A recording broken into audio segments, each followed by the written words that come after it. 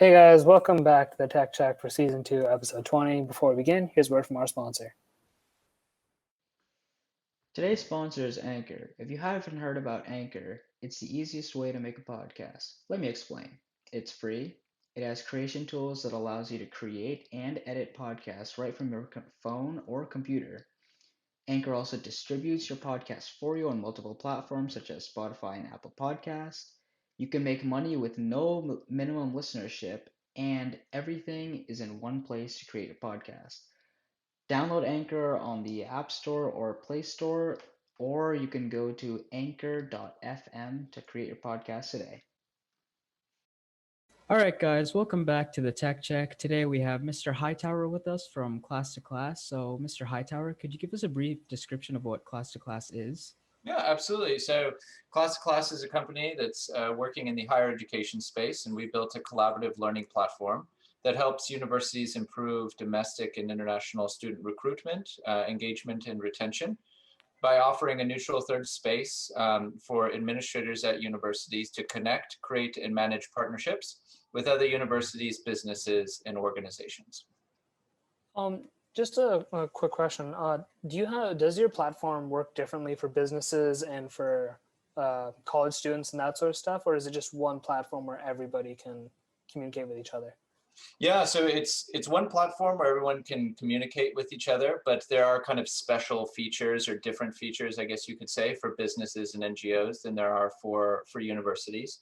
But the main purpose is that these universities are looking for different ways to partner with kind of NGOs and businesses and create these real world courses, right, that allow their students to work on real world projects. So offering that space where those different kind of the head of learning of an NGO can connect with an instructor and they can add on to an instructor's already existing course, right, and help connect his students to a project that maybe that NGO needs help with is the goal. So there is some different features per group, but there's a lot of overlap. Awesome. So what inspired the foundation of Class to Class, and where did the name come from? Yeah, so I started the company actually when I was in college. So I went to Texas A&M University. And while I was there, I was the president of the International Student Government.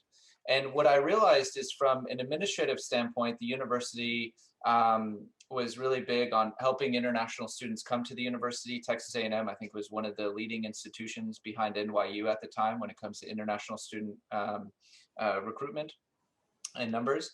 And there was a big kind of thing within universities in their mission statements to help students graduate as global citizens, right, with 21st century skills. But on the ground floor, when I was connecting with all these international students, my job was really to help them connect with the students that were on campus. Because once they were there, it's like, oh, my job was done, right? You know, they'll figure it out. And so I think there was a missed opportunity to connect these international students with the students that were already on campus in a better way. And so I'd heard of programs outside of academia, like italki and other sorts of things that would connect people to learn a language in different countries. But I was wondering, hey, did universities have a way to connect with, let's say I was taking a Japanese class, can I connect with someone who's learning English in Japan and we could help each other, right, within that formal education space? So that's where the idea kind of came about, and the whole Class to Class name was we were connecting classrooms at different universities around the world together and connecting those instructors to build out a collaborative course. So from there, I actually became an entrepreneur in residence at the University of Hawaii. And I learned that this kind of class to class thing was called virtual exchange, and that there were instructors all around the world trying to connect with one another to see if they could connect their students to, you know, learn together, right? And so the main reason behind it was to help kind of students within academia learn 21st century skills, help make courses more engaging, especially online courses, right? I didn't like being lectured to for an hour, and I didn't want to graduate from Zoom University, and I know you guys don't either. You want something more kind of tangible. So if I could connect you with your peers at a different university overseas, and you guys could work and communicate with one another and build out projects and work on real world problems, then I thought it would bring value to these universities. So that's kind of where the beginning point was. touching back on the platform itself, could you give us some more details on how like it works? How can people connect to each other? What type of things can they do on the platform? That sort of thing. Yeah, absolutely. So currently we have, I'd break it down into three sections: this connect, create, and manage. So under the connect, instructors or administrators from whether it be universities or NGOs can come onto the platform. There's a couple ways for them to do it, but I'll go through the first one is they come on and we have a network of over 972 instructors at 355 universities around the world. And they can go through that network of instructors, see kind of what courses they're teaching, learn a little bit more about them, see kind of why they would want to collaborate with me. And I can, through the platform, either send them a direct message. We partnered with Amazon, and so we have their Amazon Chime kind of in here so they can get on a video call if they want to. And then they can go back and forth to see if this would be kind of a good fit for them. If this is something they want to explore further, then they get put into what we're calling a collaboration room. And this is where they have their own dedicated chat. They can bring in other instructors. They can bring in other administrators. They can start building out the course. We have kind of a learning management system kind of aspect to the platform. We also have integrations with Canvas and D2L and some of these other kind of bigger learning management systems that universities would use. And they go back and forth talking about kind of timelines, what assignments they want the students to work on, etc. And then whenever the course is launched, then they can upload their rosters of students from the different universities and then put those students into groups, and those students can work on projects or activities. So these can range from students building out like a book together, students helping an NGO when it comes to like human rights, or this could be you're given an assignment to do, a certain, paper with another student overseas. And then for the administrators at these universities, where the real value is kind of managing these new courses and being able to promote them, right? It's like, hey, look at what we're doing. Everyone has these massive open online courses, but if you come to our university and you take this course, you got to work with these students at this different university. You got to work on these real world projects, and it gets to be collaborative.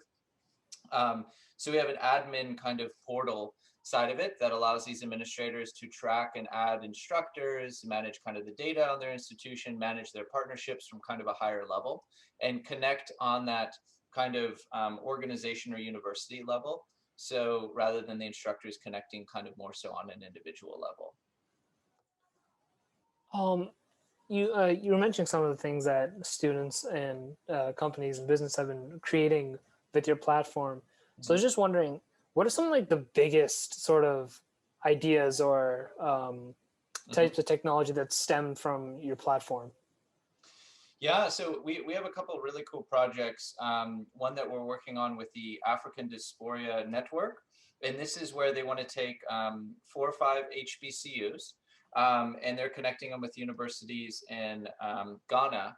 And the Ghana government has given this certain amount of land to be redone or built into a city. And so these students from these different universities, these architecture students, science students, business students are collaborating to try to figure out how to build a city in Ghana, right? And so that's a pretty cool project where you're learning really different interdisciplinary skills. But some of the other cool projects is we've had a university in the United States and a university in Kazakhstan connect, and those students worked on building out a book in Russian and English. And so some of the students were responsible for putting together the marketing for the book. Some of the students were responsible for chapters 1 through 3 and 6 through 9 or what have you.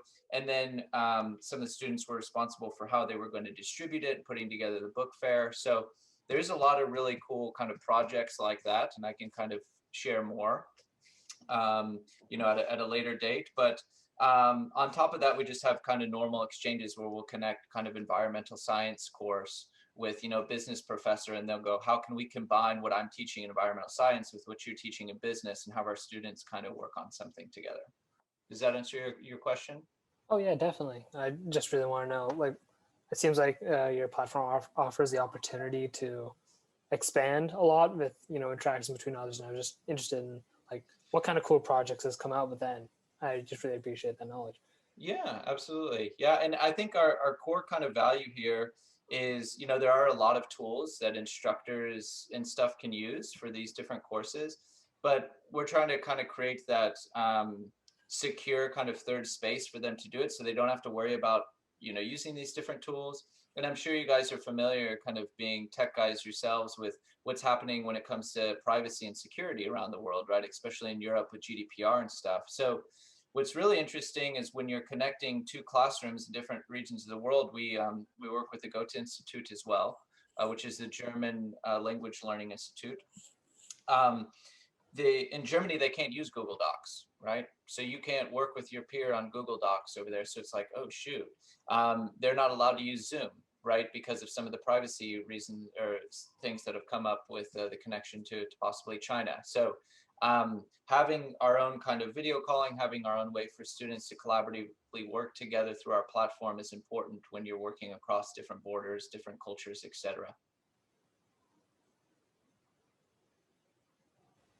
So, compared to other higher learning education and networking systems, how does or what makes class to class like unique? I know you mentioned that they also have that you have like unique phone call or video Mhm. calls that you can do to connect like more people around the world where they're limited to like not being able to use Zoom or Google Docs. But what else makes class to class unique? I think it's really to be honest with you, the community. And so in most technologies in the education space, they're built for what I would call like, your massive open online courses, right? Or for teaching within the classroom. This is a new pedagogical kind of model. Instructors co-teaching, right, as facilitators and connecting their students in different regions of the world together. And so we are really ingrained with some of the kind of the founders of this new movement, right, and the institutions around the world that are doing this. And so we're building a community of like-minded practitioners who are spreading the word about doing this new kind of pedagogical kind of teaching. And so that is offering a lot of value and is differentiating us between a lot of our other kind of competitors that might have video calling solutions or some of these other sorts of things. That are kind of on par with what we have, or might be a little superior in terms of technology than what we have. So I definitely say it's the community and it's the reach that we have. I mean, having over 3,000 sort of users from 34 different countries at 355 different universities. I think we're just beginning to kind of start building an interesting educational community that is different from what's out there currently. Awesome. So what makes the collaboration room that you were talking about before different from Zoom or Google Meet? I know that you spoke about privacy, but is there anything else that makes it unique? Yeah, so I mean, the video is just one component, right? I mean, it's not a video solution. The collaboration room is a way for instructors to send kind of text messages kind of back and forth. So a messaging service, we have an application now, so they can use that as well. They can share like syllabuses and documents and everything within there, but they can build out their course together. So if I create like a video activity assignment for my students, I get notified as the other instructor that this instructor created it. I can go in and tweak it. I can go in and add things. And so it acts as that kind of place where I can work with someone else, not just to get on a video call, but to do other sorts of things around creating the course. And then it's that data management component, being able to manage the students who are uploaded and being able to capture the data from that, to being able to help kind of the students stay engaged and other sorts of things. That's different from just a one-off video call, or different from just like a one-off text messaging service. Building off of everything you said so far, how do you see class to class sort of growing, evolving in the future? Like, do you expect to fit into more markets or cover different niches? Mm-hmm. Yeah, I would say the big trend that I'm seeing in higher education is, so I'll digress a little bit. We started with these kind of early adopter instructors who are already trying to connect with one another to build out these collaborative courses. And that's how we've kind of built up this small little community thus far. But going forward from a higher level, a president level of a university, they're looking at ways to differentiate themselves.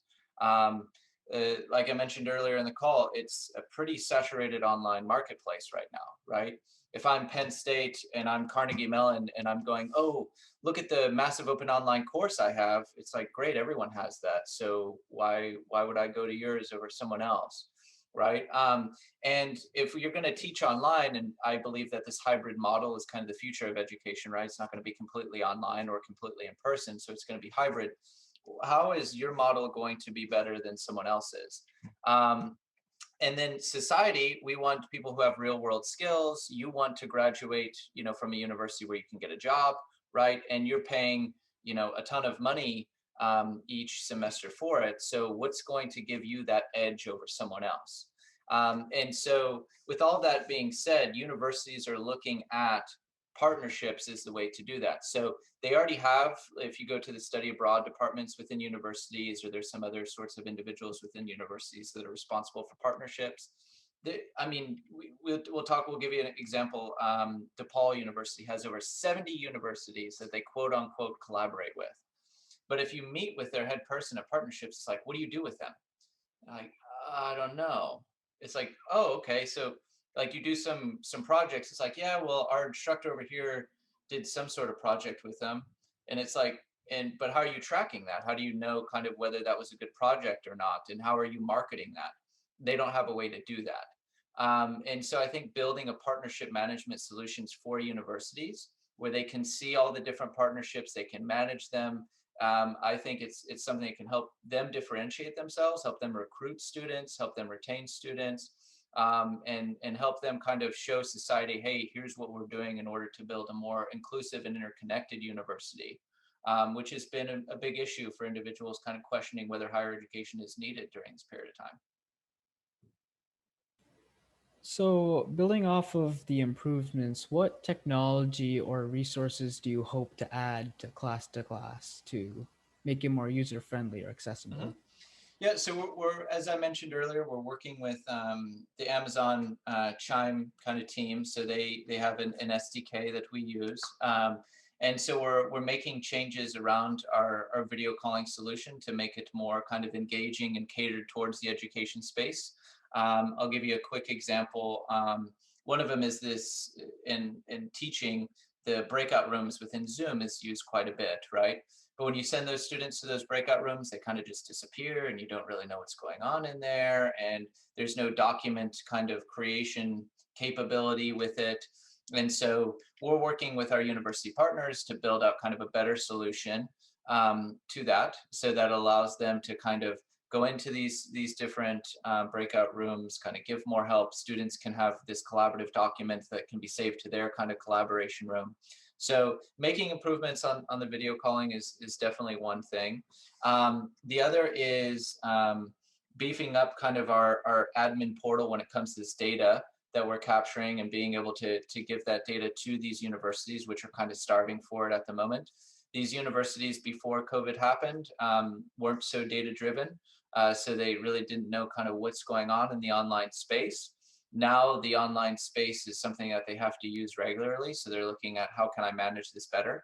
So I think really kind of improving how we help universities manage their partnerships through this data is going to be a critical add that is going to further differentiate ourselves in this space. And then continuing to build out ways to engage the community so we can continue to grow the community, which offers a lot of value for these universities and NGOs. If they can log in and find another university to collaborate with, or find another NGO to collaborate with, and it's seamless, and they can get into a collaboration, then everyone wins, right? But if that's not there, then it's a hard selling point in terms of value. I know that you began creating this company before the pandemic. Mm-hmm. So how do you think that COVID-19 shaped Class2Class? It sped things up, I would say, about 3 or 4 years, in my opinion. So kind of where we were at pre-COVID, there was this, I mentioned these early adopters. So there was maybe around, I would say 100 institutions that were interested in this, that would have maybe 3 or 4 instructors within the institution that wanted to do this. Now it's grown to where, I'll give you an example. All study abroads were canceled, right? And so international student enrollment tanked all around the world. And if your goal as a university is to help build global citizens, and your main way of doing that was quote unquote study abroad, which was already an issue before COVID because less than 3% of students were going on study abroad in the United States alone. So what's the solution for the other 97%, right? Who might not have enough money or who don't have the background or aren't able to get funds or time off to go travel. So before that, universities were already thinking, oh man, we need to do something called internationalization at home, help kind of bring the international experience into the course process. And so what the pandemic did is just speed that up quite rapidly because they didn't have study abroad. So they turned to virtual exchange as the way of kind of doing that, helping them kind of build in this international component into their university during this time when students couldn't travel. So we went from around 100 early adopters, universities to now, like I said, we have over 355. And now instead of 3 or 4 instructors at a university, we have some universities, one in Singapore, for example, has over 66 instructors that want to teach like this. So it's like, whoa, we didn't see that kind of unfolding as quickly. So the pandemic has sped this up quite a bit. So, considering education as a whole, how do you see it moving forward, considering especially the effects the pandemic had on the past year and this year currently? Mhm. And how do you think it's going to move forward in terms of technology becoming more advanced and people getting more connected to each other? Yeah, no, I mean that's a great question. I think the education technology industry is an infant really, and when it comes to where it is in kind of an industry life cycle, I think there's a ton of room for growth, and I think investors are getting excited about it too and investing more in ed tech solutions. I think the main issue here though is the technology is very passive. And non-collaborative and non kind of, it's not changing the educational experience, it's just adding something to help maintain the educational experience that already exists, which I believe is obsolete. So to give you an example, I mean, you guys will start using, when you go to university, systems such as Canvas or D2L, it's a learning management system, right? So I go online, I click a button, I read some paragraph, I click submit, okay, great. It's like, is that what online education is? Is that what it should be, right? Can we do better?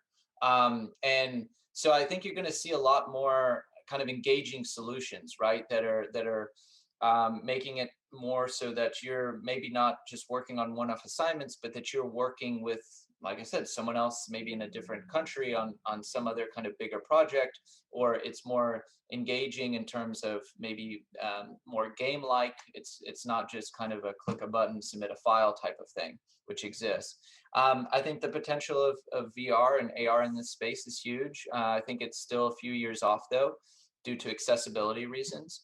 It costs a lot of money to implement, and not everyone can implement these types of things. So I think going forward, the university has to do a couple things. From a technology standpoint, it has to become more engaging. It has to bring more value, right? You're not going to pay the price tags you're going to pay to go to a university just to graduate from Zoom University. You're not going to do it. So we have to create more collaborative courses, or a better offering for the student that brings more value. The second is universities have to get off their high perch and start working with the communities and start working with the real world in order to help you guys kind of show real world value once you leave. And there's plenty of NGOs and businesses right now that would love help from college students that need projects to be worked on. So I think there's beneficial reasons for businesses, NGOs, and universities to work better together. And so I think you're going to see universities going forward, the ones that survive are going to become more interconnected with the community and the business sector, and are going to focus more on how to create engaging collaborative experiences for you as students, rather than just bringing up another LMS kind of thing or doing something passively. So I guess moving on to some of our more final questions, what advice would you give to students who want to work in this sort of educational technology market, or just in a technological field in general?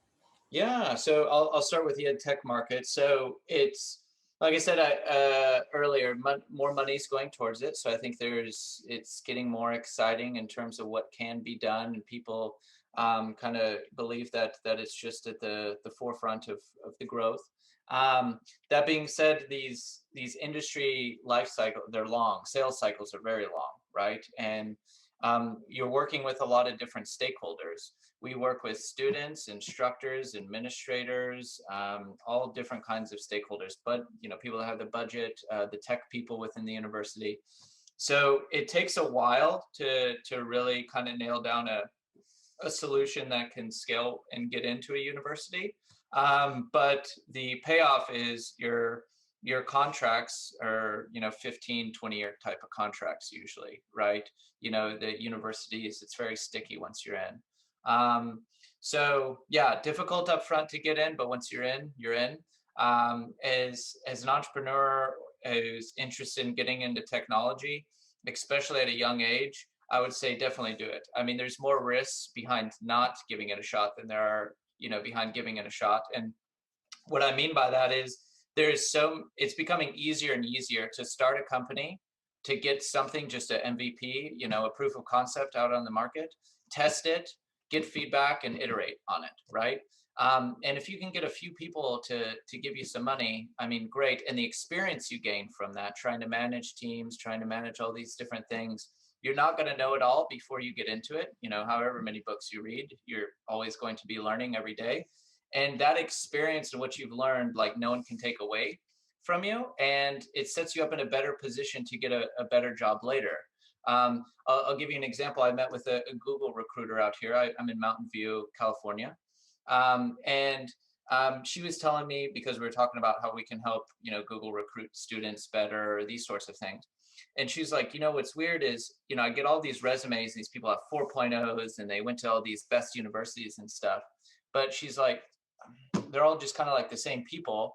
But she's like, but the people who have this interesting story, like they've started something, they've done something, or they moved to some random country just out of nowhere. They did something that was outside the norm. I want to interview them because I just want to hear about it, right? And so I think a way to differentiate yourself right now is to start a company, is to try to do stuff. The amount of money that it costs to do it is relatively low, and the payoff is huge.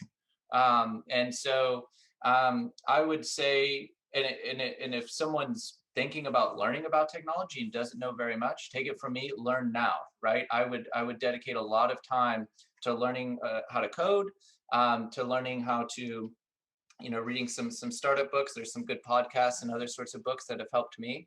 But nothing kind of helps more than just kind of getting started, right? Which is the hardest thing to do. And the earlier you can do it, the better, in my opinion. Thank you. And sort of as a final question, for any of our listeners who are interested in Class to Class and want to either connect with you guys or learn about what you guys offer, where could they find you guys, reach out to you guys? Yeah, so they can reach out to me at Matt, M-A-T-T, at class2class.com, and that's class with the number 2, class.com, or they can go to our website at class2class.com, and we have kind of a contact us form if they want to fill that out. But yeah, we have kind of an advanced feature team right now, and so like I said, we just rolled out an app literally just this week, and so we'll open that up to our advanced feature team. So any students that are interested in learning about technology or being a part of learning about how the process that we're going through to create it, please feel free to reach out to me and we'll try to get you involved. Thank you. Once again, Mr. Hightower, we appreciate you coming on, and we want to thank you for getting on our podcast. Do you have any final words for our listeners?